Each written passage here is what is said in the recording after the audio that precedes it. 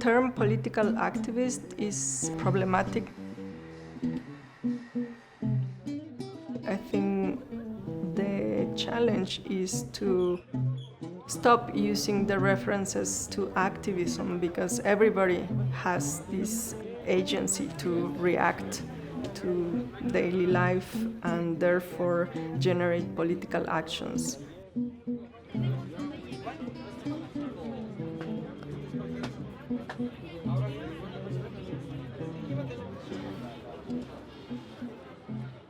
At the U.S.-Mexican border, a fence separates two worlds.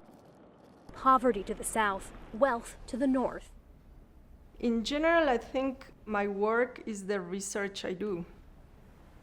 I planned a project for the Mexican and US border. My general idea was if there is a border, there could be a bridge. I had never been in the area of the Rio Bravo. I learned that the historical border is the deepest part of the river. At the end, I found an area that was a kind of natural bridge, and I decided to use the rocks in that part of the river to cross from the US to Mexico and back. I was marking the rocks with limestone just to make a sign of the crossing. You could see this dotted line going across the Rio Bravo. With the installation, there were elements related to walking, like walking sticks and books talking about the Chihuahuan Desert. The act of walking from south to north was the most political act you could do. President Trump's proposed wall along the U.S.-Mexico border could cost nearly $22 billion. As first reported by Reuters, it could take about 3.5 years to build. You learn about the border through media. It's connected to limits or control. Violence is a very strong element in this perception of what's the border.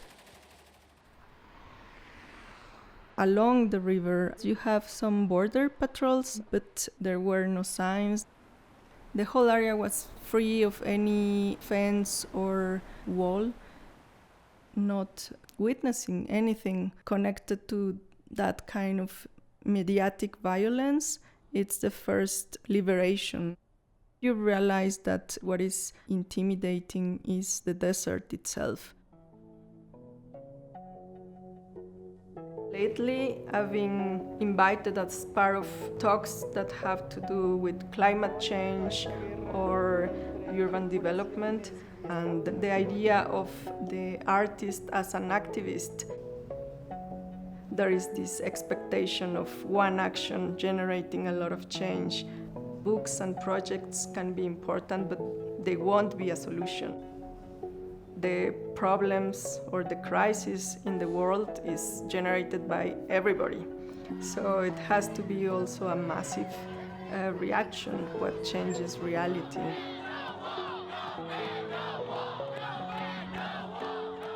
Nationalism nowadays is linked to violence on the other and the differences between communities rather than some kind of uniting element that is more necessary nowadays. The wall wouldn't stop immigration. The wall only reinforces this original imaginary that's connecting the border with violence. In fact, it would empower human trafficking.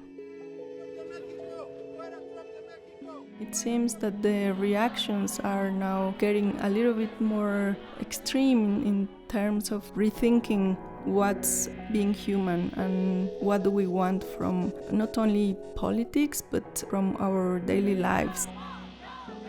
How do we want to confront our reality?